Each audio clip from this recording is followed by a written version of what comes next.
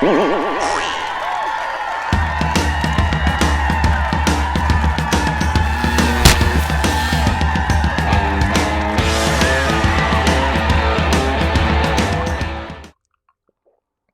everybody. Welcome to another Comic Source Comic Boom collaboration. Happy New Year! Yes, Happy New Year to everyone. Absolutely. Breaking in the new year with some Spawnmas or Spondus That's or right. Spawn Daily.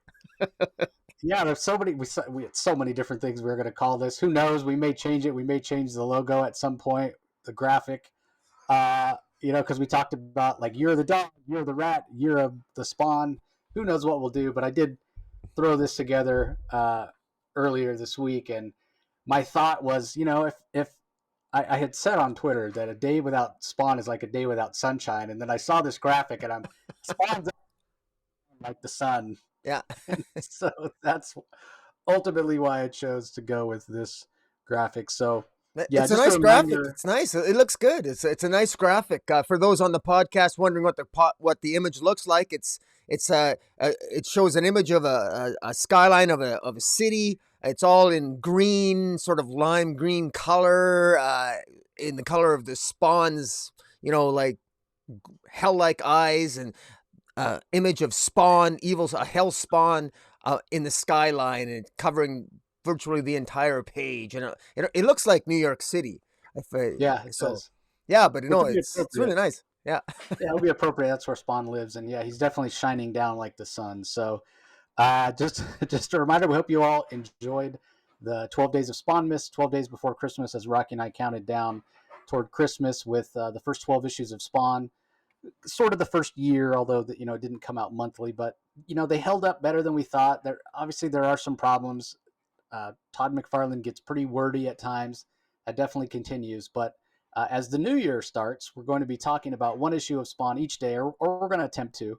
There's about 320. By the time we get done, I guess there will be about 340 issues of Spawn, somewhere between 330, 340 issues of Spawn out. So that leaves us a little leeway with 365 days in the year to maybe skip a day or two here. We'll see. We'll see how it goes. We could abandon this halfway through. Who knows? It's quite the undertaking. Yeah. But I am curious about this condensed timeline that we're doing, because again, one of the things while I was reading these couple issue or this issue we're going to talk about today, issue 13, again, just how wordy it is, and Oh. recent Spawn issues are not as wordy. Obviously, if McFarlane's not writing it, it's not as wordy. It's not nobody's as loquacious as Todd McFarlane, but also times have changed, right? So if we're covering 3 decades, right? Spawn Yeah. came out in 1992. Yeah. It's now 2022. We're covering 3 decades of a comic.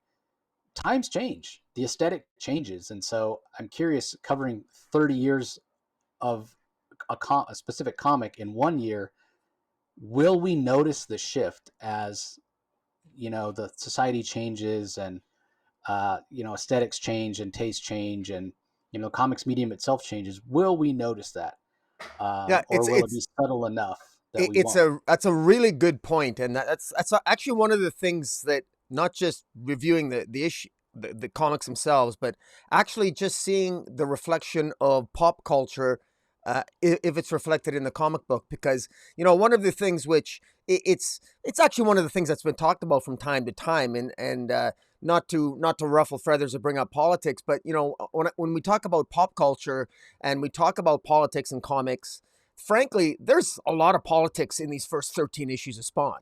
I mean, there's politics. There's different news broadcasts. There's conservative views, liberal views. Spawn actually utilizes literally actual CNN news broadcasts, and there is absolutely politics in here about homelessness, displaced persons, about the military. I mean, there's political commentary here if you're really looking for it. And it's actually a very interesting point that if Spawn was coming out today, 30 years later, I wonder if it would have been immune. I doubt it would have been immune from inevitably some comment about its political content, even though really back in the day, this was just awesome. This was just awesome, kick-ass, crazy Todd McFarlane art where Spawn is doing kick-ass things and, kicking ass and taking names. And it was a different time back then in the 90s. That was only at the beginning of where really pop culture really took off to what we know it today. So it's going to be interesting to see, like you said, Jace, how it's going to evolve. Excuse me, as we review these issues moving forward. Yeah, and to that point, like, beyond just the politics, like you're saying, pop culture, there is a school of thought, and I have heard some comic writers say you should never use slang, or you should use it very sparingly. You shouldn't make sort of timely references, to anybody in particular. And that's not how McFarlane does things, right? Like, think back a couple of issues ago when we had Ross Perot basically show up Yeah, in a comic, because yeah, it was 1992, and it was that presidential election with Pro and whatnot. And I guess the Flintstone reference, because of the whole Bad Rock Bedrock thing, and with Rob Liefeld and Hanna-Barbera, and Bad Blood and what was going on there. I mean, the Flintstones are sort of timeless, so I guess that one still works. But yeah. there are a lot of other pop culture references, and again, there's a school of thought in comics that says, don't put slang, don't put references to real world events, because it ages your book, and it doesn't make for evergreen content. But then there are Right. other comic creators who apparently don't care, or just ignore that rule.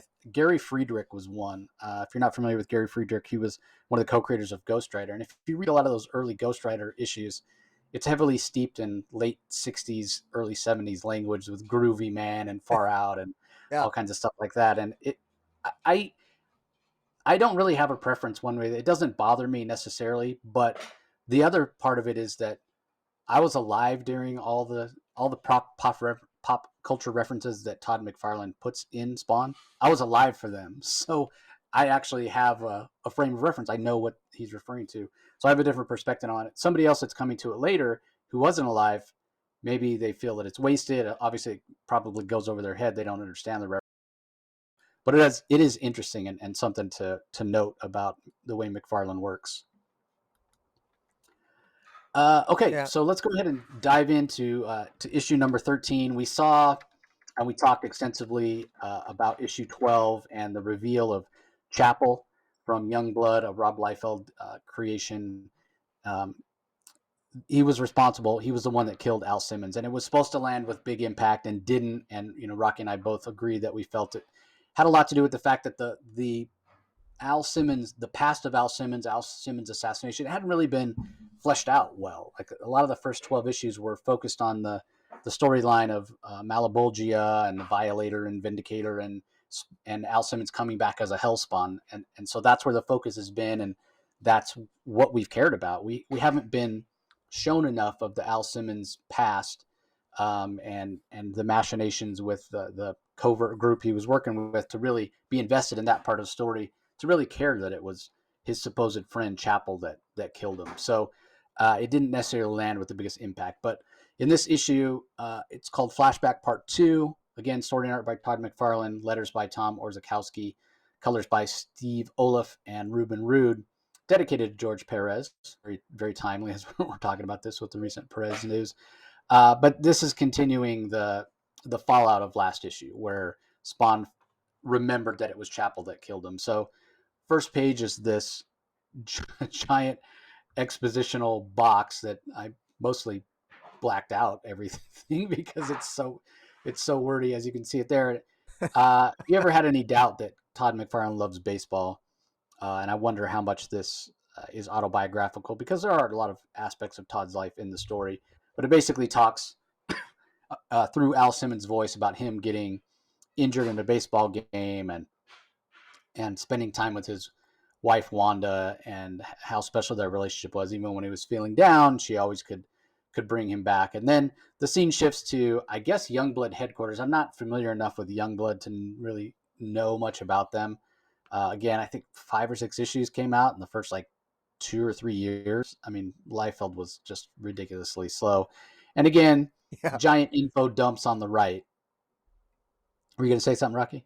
Yeah, well, no, I was just gonna say that aside from the giant info dumps, I mean, I don't know much about Youngblood, but I mean, Youngblood hasn't really changed all that much over the years. But all you need to know for this issue is that we have, we have bad, Badrock, who is no longer known as Bedrock because of a lawsuit by Hanna-Barbera on Flintstones. So we got Badrock and Die Hard, and the team leader of Youngblood is Shaft, and a recent member of Youngblood is this Chapel character that you talk about.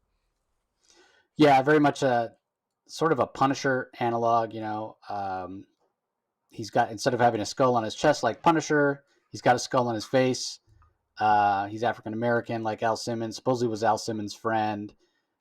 Really leans into the '90s tropes of guns and pouches and weapons and violence and whatnot. So we get a couple of pages that are supposed to give us some context about Badrock, who who's a kid that has this giant rock body, what have you.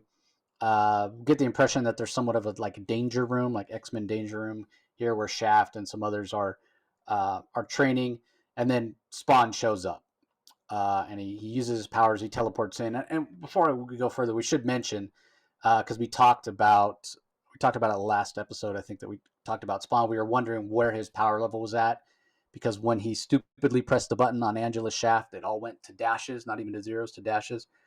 And then he was restored, obviously, and we didn't know where his power level was. So here we see 7926, which he even comments on it that he's already used a quarter of his power almost, or 20%. And he is right in a way. I mean, don't know exactly how much. Like I think the last time we saw this, it was in the eights.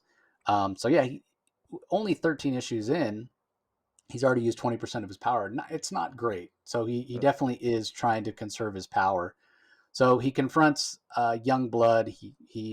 We know that he was trying to conserve his power, so he basically stuffed himself into a barrel and got himself somehow included in a shipment that went to the Youngblood headquarters and was just there waiting until he sensed that Chapel was there, that time has come. Yeah. He breaks out. He goes and confronts him in the danger room, and he realizes that this isn't really what the way that he wanted to confront Chapel. Like he wants it to be one-on-one, right? And he doesn't necessarily know who these other heroes or members of Youngblood are. Whether they're heroes or not could be debatable. He doesn't really know who these other members of Youngblood are. He doesn't really want to expend any power fighting them. Again, he's very conscious of the fact that he has a limited amount of power. So it feels like he doesn't really have a choice. What he does is he teleports. And he teleports not only himself, but Chapel as well. And when they disappear, the Youngblood guys kind of freak out and they say we need to track him. Apparently, all of the members of Youngblood have a personal guidance signal, which is kind of interesting. That the initials of that would be PGS, and it's what we probably think of as GPS, Global Positioning System. So I Yeah. Todd probably just, hey, this sounds good, personal guidance signal, um, inadvertently uh, used the same initials, same acronym in a way. Yeah. But anyway, they won't have to go and track him down. Then we get this quick interlude where Terry Fitzgerald, who we saw last issue, was confronted by, or um, covertly warned, we could put it that way, covertly warned by members of uh, his agency that, hey, you need to be careful. You have a family, and so he knows that he did something wrong. He's not exactly sure what. He's not exactly sure who the enemy is. He clearly has made an enemy at his job, and he's worried for his wife and daughter. We get a second interlude that has to do with Sam and Twitch. Just a reminder that they are still on desk duty because the serial killer Billy Kincaid showed up dead in their office, chained up and bleeding, stabbed with popsicle sticks and whatnot. So they're still on desk duty and not happy about it. And then we switch back to the main story, which is Chapel and Spawn, and we find out that Spawn has teleported Chapel to the place where he was killed in Botswana, and Spawn's talking to Chapel as if he knows him, and Chapel's saying, I don't know who you are, man." Like, and Spawn doesn't just come right out and say, "I'm Al Simmons," right? He he's angry and he's just saying, "Yeah, of course you wouldn't remember me. You were supposed to be my friend. You're arrogant, blah blah blah." And it's through the context of what he says uh, that when he specifically calls Chapel the Don Juan of killers, because apparently Chapel was somewhat of a ladies' man and jumped from woman to woman to woman. Yeah. That's when Chapel realizes who Spawn is. And there's a little bit of a flashback. We learn that Jason Wynn did indeed give the order to Al Simmons killed, and he told Chapel that Al Simmons was a traitor, and Al Simmons was selling secrets to a foreign government, which Chapel, of course, didn't verify. Didn't care. He thought of it himself as a good soldier that always followed orders. And we learned that he walked right up behind Al Simmons and fried his brain to a crisp with a laser pack. So not even not even a dignified death, you know. Like Yeah. Al Simmons was ambushed from behind, like, and it really, I mean, not that not that I'm a young blood expert or know that much about it, but uh, what a crappy thing to do. Like, I don't know. Al Simmons at various times in this issue refers to Chapel as his friend. Chapel does the same. I don't know how you can claim to be friends with somebody uh, if you would do that to. I mean, first of all, that you would even agree to kill somebody who's supposedly your friend without asking any questions. I'm just going to follow orders, and then to do it the way that he did. You know, for Chapel to just walk up behind him. That's just to interject a quick point before you move on and complete the story, where I'll comment more later. But that was one of my most difficult parts. This is, you stumbled across the most difficult part I had with this narrative, is that I think that this portion lacked a degree of verisimilitude for me, because I had a really hard time imagining that these guys were ever really friends, despite Al Simmons claiming that they were friends at one time over a few drinks. I mean, there's just and we'll get more into it, but there's no redeeming quality. And that was my most disappointing aspect of Chapel here as a character, is that he literally has no redeeming quality, which is interesting because, you know, in my view, the most interesting villains are the ones that actually have some redeeming qualities. Give me something to like. Give me some saving grace of Chapel. He is, after all, a member of Youngblood. At the least, make him appear to be like an antihero, not a complete, like, completely evil, completely devoid of any degree of compassion, even for a friend that he fights alongside.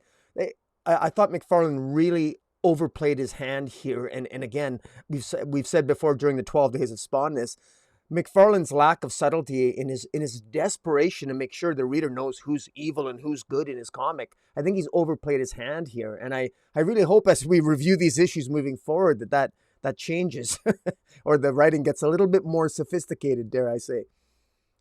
Yeah, I don't know that I would necessarily lay the blame on McFarlane, and that's only because I don't know. Like, is this how Chapel is in Youngblood too? I don't know because I haven't read it. But you're right. Like, in what there are no redeeming qualities here. In what way is Chapel at all a good guy? Like, I mean, even the Punisher is more compassionate, shows more feeling, shows more uh, tendency to do the right thing than Chapel does. Chapel just Yeah. seems nothing more than a weapon. Well, That is that's just because, and the other thing to remember, I think this is insulting to people in the military. And again, I don't want to like overanalyze this. This is just like a violent comic. I get it. But I mean, there's brotherhood in the military. I mean, you fight and die alongside your brother. And no, I've never been a member of the military, but when I hear these military people talk about the respect they have for the person dying for their brother, dying for the person beside them, and for their fellow military person, there doesn't seem to have been any respect between Al and Chapel while they were working alongside each other in the military. And yeah, like you said, it just seems so one-dimensional that suddenly Chapel is just told by Jason Wynn to, yeah, take out your so-called best friend Al, and he doesn't even blink. I mean, it just really sort of, it was very disappointing. I was hoping for a little bit more, I don't know, something like some degree of hesitation by Chapel to say, well, he's my friend, or even some misdirection, saying, well, maybe he was misled by Jason Wynn or something. But no, none of it. No, Chapel's just plain an a-hole, and he does it because he's a jerk. He doesn't even well, hesitate. yeah, he comes across as a complete psychopath or Yeah. a sociopath. Honestly, like, he doesn't have any. It's like he has no emotion. He has no emotion. He doesn't care about, and you sort of for a moment think that, okay, maybe he's, because of the way he hesitates. He says, Al, like, oh my God, he's going to feel bad. He's going to feel some guilt for what he did, right? You think that might be the case Yeah. once he realizes that Al Simmons is in fact not dead. But before we get to that point, we do have, like Rocky referenced earlier, these talking heads where we do see a reporter from CNN, we see somebody. It's no longer E Entertainment Television, which I find interesting. Maybe they reached out to McFarlane and said, "Hey, don't do that anymore." And then, of course, we have the right wing guy who's now on My View with Channel 2, and they all give various perspectives. CNN reported more of a left leaning. The I don't know what the guy's name is. I'm sure at some point we'll find out. But My View on 2 is definitely the more right leaning, and then we have the sort of the entertainment perspective. Mhm. But then when we go back to the fight, after Chapel says, you can't be real, and thinks he's being tricked by somebody named Geiger, eventually he says, you know what? Well, the traitors, I guess he just, maybe it's because he doesn't want to find out that he was wrong and Simmons wasn't a traitor, or he can't be faced with those emotions, or maybe he just doesn't have those emotions because he really is a psychopath or sociopath, and he decides, well, you know what? That traitor's dead. He's going back to what Jason Wynn told him. The traitor's dead. I got my own problems to worry about. Mm. And so they have a bit of a fight. And what we learn is interesting, is that, Spawn basically says, I could kill you pretty easily, if I wanted. And we learn about Chapel having taken some sort of serum, apparently, that they were giving to his unit. And somehow the serum poisoned him with HIV, which was obviously a big thing back then in 1992, AIDS and whatnot. And we know that Al Simmons didn't take it because him and Wanda were trying to have a baby. But it seems that Chapel has accepted it because he says, you don't scare me, Simmons. I killed you once. I'll do it again. So throughout the fight, maybe the way Al's fighting or whatnot, he recognizes the style. But he does seem to buy into the fact that this is Al Simmons. But again, he doesn't care that it is, So back to that no redeeming quality. The guy's either an a-hole, a psychopath, or a sociopath. But what's interesting is, although Spawn says, I could kill you. You'd be dead if that's what I wanted. Yeah. You see, Chapel, when I died, I had friends and family that warned me. My death caused a lot of sadness. But if I kill you, nobody's going to care. You don't have any friends or family who would even shed a single tear, which is also sort of telling. Like, the only thing you ever cared about was a bunch of one-night stands who didn't give a damn about you. That's all you've got. It's all you'll ever have, but I can fix that. And what he does is he decides in a way to do to Chapel what's been done to him. We know that his face looks like, pounded out hamburger. He can't transform his appearance to be a black man. He can only look like a blonde hair, blue eyed Caucasian guy. So that's what he decides that's going to even the score, which is interesting. And we'll talk about that as well. So what he does basically is he scars Chapel. Chapel's mask is just that, a mask, or it's makeup or what have you, sort of a half skull. But what he does is he actually makes that permanent. He makes Chapel's face look like a skull. He's got these sharpened fang-like teeth. And it is also interesting that, because this is a pretty big change for the character of Chapel.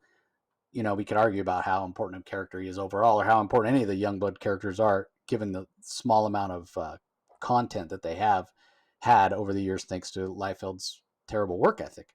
But regardless of that, this is a huge change for the character of Chapel, and it happens not in a Youngblood comic, but in a Spawn comic. But he definitely makes him look pretty horrific, pretty demonic. And I don't know. I find it interesting. Like, I'm trying to understand the motivation for Al Simmons to do this, for Spawn to do this. Like, I get it in terms of, it seems to me that Chapel's pretty much a scumbag, and probably, like Spawn says, he doesn't really have anybody who cares about him and has somewhat of a miserable existence. So don't give him the easy way out by killing him. So I see that. But on the other hand, if Chapel truly is a sociopath or a psychopath and doesn't really have emotions, then it doesn't matter that you leave him alive, Yeah. and that Well, his life is terrible, because he doesn't experience negative emotions anyway. He doesn't care but that I his think life is crappy.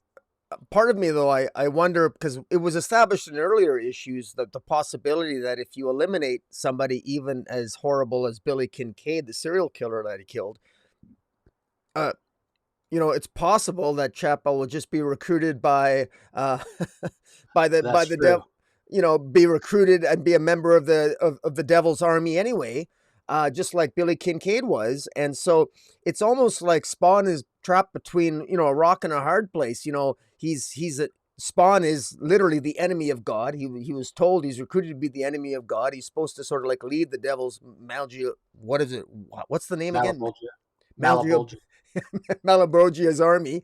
And here Malabrogia could just recruit Chapel if he killed Chapel anyway. So there's almost like a hopelessness. It's like, well, maybe it's better just for Spawn to punish them and give them like a living death or a living punishment while they're alive and not kill them, because the moment they die, they become arguably more powerful and an army and a soldier of the Devil's Army or Malabrogia's army. So I'm not sure if there's no indication in the story that was part of Al Simmons' Spawn's thinking when he did that. Clearly he was just, he wants to hurt Chapel. He wants to make a point. He wants to, and he wants to take away something that Chapel has, and that is his good looks, so he can no longer, have his sexual escapades with all the women that he manipulates and has sex with.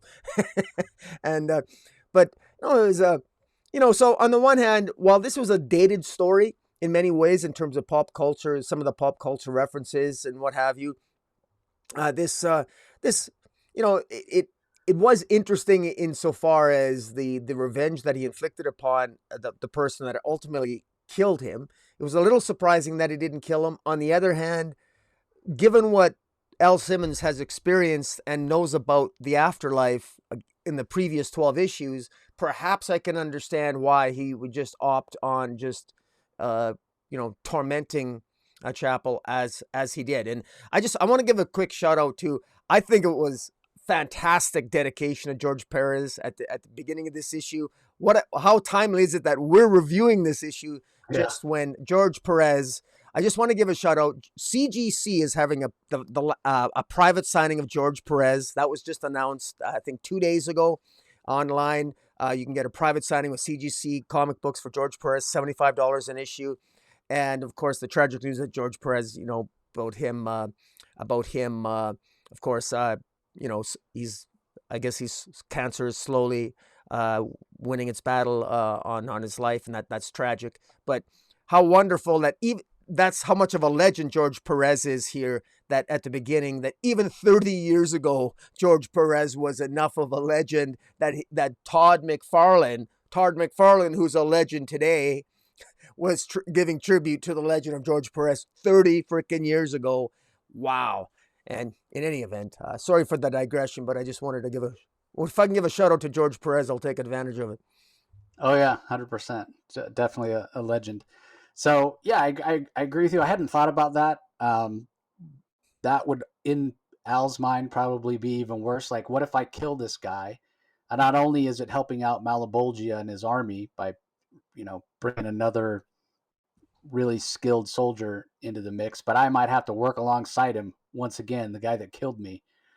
So yeah, let me scar him. But again, I would think that like removing a limb or in some like breaking his back, to borrow what will soon happen, borrow from a storyline in Batman that will happen a few years after this Spawn issue came out. He's such an active guy, Chapel. He's that would have been more of a living death for him. But then maybe Spawn was worried about Chapel committing suicide. So anyway, I'm sure we haven't seen the last of this relationship. The fight was pretty epic. I think the art in this issue is pretty solid. It's not the best art that I would say that we've seen in this series so far. I do really feel like the best art that we've seen in the first 13 issues that we've read here, there happen to be, and I don't know if it's coincidental or not, they happen to be the issues that McFarlane doesn't write. So I just sort of feel like maybe he had more time when he's not the one writing it to have the art shine. I just want the art. Go ahead. Yeah, I was just going to make a comment, like, because when we do these reviews, you block out all the dialogue. But one of the things I noticed, and obviously you alluded to it, is I'm surprised at how little how little art there actually is, how little backgrounds there are in a lot of the panels. Because on a lot of these panels, there are no backgrounds. the backgrounds are all one color or just lined, and exposition heavy. So you can kind of see, it's like, I mean, you talked about McFarlane's work ethic back in the day. I mean, a lot of these pages, they don't have a lot of art. They're almost, some of them are even template pages, especially showing the news broadcasters. They could have been literally literally laid from previous issues. And, there's surprisingly little art on some of these pages because of the exposition as well. So, and it's funny because back in the day, I never noticed that. I was buying Spawn because I love the art. And then here I am now looking at it and I'm thinking, I don't know. I'm expecting maybe there should have been more detail here. And there is on the individual characters, but on the background, it was for the first time I'm beginning to see, well, a little bit more of the flaws and the weaknesses in some of McFarlane's art. And McFarlane himself is the first to talk about his own, he's very self-effacing about his skills as an artist. I think he's good, but you can definitely see some of his deficiencies in these early issues of Spawn as well, which is kind of ironic given that he was such an artistic powerhouse. Yeah, and the other part I always go back to during the early issues, the first, let's say, 4 or 5 years of Image Comics, was just how busy these guys were with things that didn't have anything to do with comics. They were taking Hollywood meetings. They, had meetings for merchandise, and it's hard to stay motivated and hungry when people are just throwing money at you left and right. And he was also building his action figure line too at the time, I believe. McFarlane. He was just, I believe in 92, 93, he was just starting his McFarlane Toys. Yep. So yeah, again, stretched pretty thin, and you wonder how much that contributed. Because you're right. I mean, the individual issues and the page layouts are very dynamic, or the individual characters rather have detail, and the page layouts for the fights are very dynamic. But overall, yeah, the art is not up to what we had been used to seeing in things like Amazing Spider-Man, for example. So anyway, that's going to do it for this episode. Hope you guys enjoyed it. Hope you're going to join us for Spawn Daily this year, 2022. Most of these issues are available digitally on Comixology. That's probably the easiest way to find them. I mean, you can look on eBay and find individual issues and various online retailers and whatnot. They do get sort of pricey once you get up past about 150, right, Rocky? It gets in the really low print runs. The low print runs. They get far more pricey. I'm not. Fortunately, I'm not. Digitally, I'll be getting more Spawn as we review them. But I'm not a Spawn collector, so I think that saves me a lot of money. Yeah, that's definitely the case. So anyway, just a quick reminder, everybody, be sure you head over to YouTube. Do a search for Rocky's channel. It's Comic Space Boom ! Make sure you subscribe so you don't miss any episodes of Spawn Daily. You can check out all the great art as we talk about the books. Like the videos, subscribe to the channel, ring the notification bell so you know when new content comes out, even beyond the Spawn Daily. Conversely, if you check us out on YouTube already and you want to just listen to the audio version, it's available on every audio platform or your favorite podcasting application on your smart device. Just do a search for the Comic Source and subscribe so you don't miss out on any of the other content beyond Spawn Daily as well. So we really appreciate the support. We look forward to many, many more issues of Spawn this year. We will probably be sick of Spawn by the time the year ends and never want to read another Spawn comic. So we'll see how it goes. But anyway, thanks for joining us as always, and we'll talk to you next time. See you later.